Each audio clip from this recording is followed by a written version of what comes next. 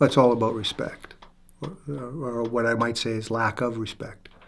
In our day, we played without helmets for the most part. I mean, I played with Jofa on my head. That's like wearing saran wrap. I mean, it didn't protect you from anything.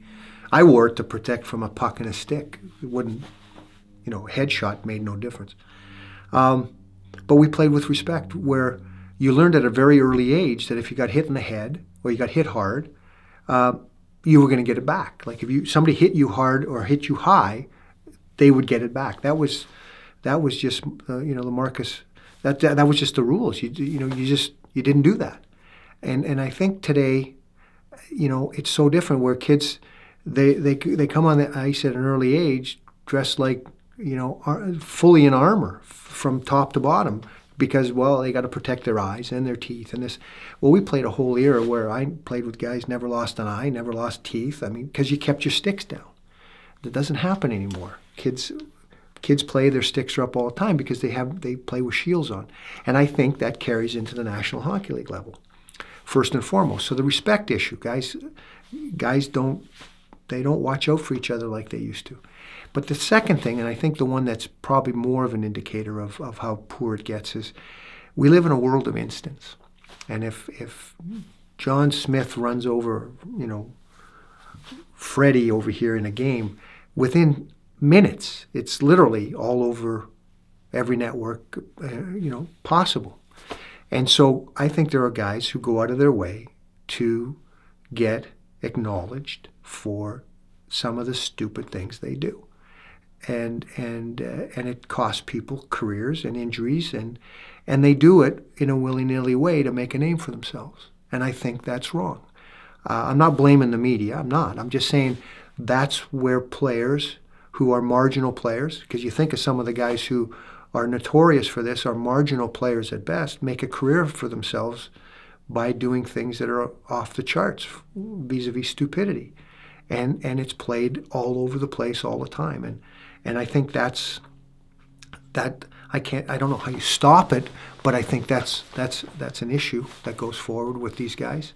In my day, you used to read press notes. We didn't know if we were going into Chicago, we didn't know we knew what the scores were. We didn't know what went on until you read the press notes. Well, now, if Winnipeg Jets are playing Chicago tomorrow, they know every shift, everything that went on, every minute of the game on their iPhones. And I think that's a little concerning, because guys don't, even if you suspend them, they still keep doing it. Well, I saw some wicked fights. I never saw anything nasty, bench clearing brawls. Yeah, well, that happened. There's more now in baseball and basketball, by the way, than there is in hockey. Not nastiness, stick swinging, nothing like that. I just saw some really nasty fights. Guys fought.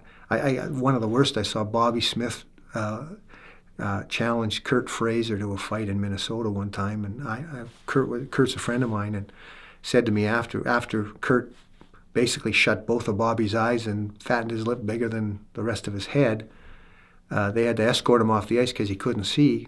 All Kurt could say was, "What was he thinking?" Like, Bobby, that's not his job or his role. So you see nasty things like that, but nothing.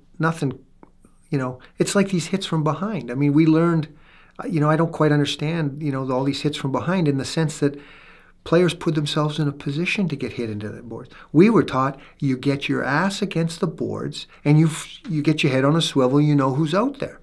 And now players don't do that. It's like they want to draw the penalty, but they get hurt. And I mean, you're not protecting yourself. Like, be a little smarter. Put yourself in a position to see the play as opposed. I mean, why are you looking at the boards with your back to the play? If you're doing that because you think it's right, you're wrong. That's not how the game's played. Turn yourself around so you can see where everybody is. And so some of these things that go on today are, I don't want to say self-induced, but who's teaching them to do this stuff? It's not right.